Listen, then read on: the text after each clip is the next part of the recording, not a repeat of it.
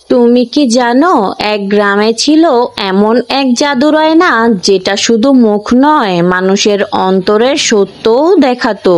আজ বলবো সেই ভয়ঙ্কর অথচ সুন্দর রূপকথার গল্প। অনেক দিন আগে পাহাড়ের গায়ে ছোট্ট এক গ্রামে থাকতো লীলা নামে এক দয়ালু মেয়ে।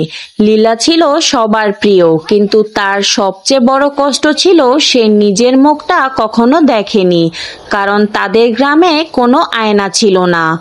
একদিন হঠাৎ এক বৃদ্ধ ভিক্ষুক এলেন গ্রামে। লীলা তাকে ভাত আর পানি দিল। বিদায় নেওয়ার আগে বৃদ্ধ তাকে ছোট্ট এক জিনিস দিলেন, একটা ঝকঝকে আয়না। সাথে বললেন, এই আয়নাটা শুধু মুখ দেখায় না, মানুষের অন্তরের সৌন্দর্যও দেখায়।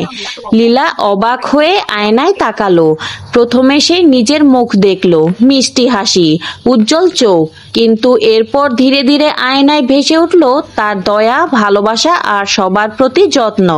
সে বুঝলো আসল সৌন্দর্য বাইরের নয়, ভেতরের। গ্রামের মানুষজন যখন আয়নায় তাকাতো, কেউ নিজের রাগ দেখতো, কেউ লোভ, আর কেউ দেখতো নিজের ভালোবাসা আর আনন্দ। ধীরে ধীরে সবাই বদলে গেল। যারা খারাপ ছিল তারাও ভালো হতে শুরু করলো, কারণ তারা নিজেদের অন্তরের কালো দিকটা আয়নায় দেখতে পেত। শেষে গ্রামটা বদলে গেল, হাসি, ভালোবাসা আর শান্তিতে ভরে উঠল। আর সবাই বলতো আসল আয়না হলো আমাদের হৃদয়।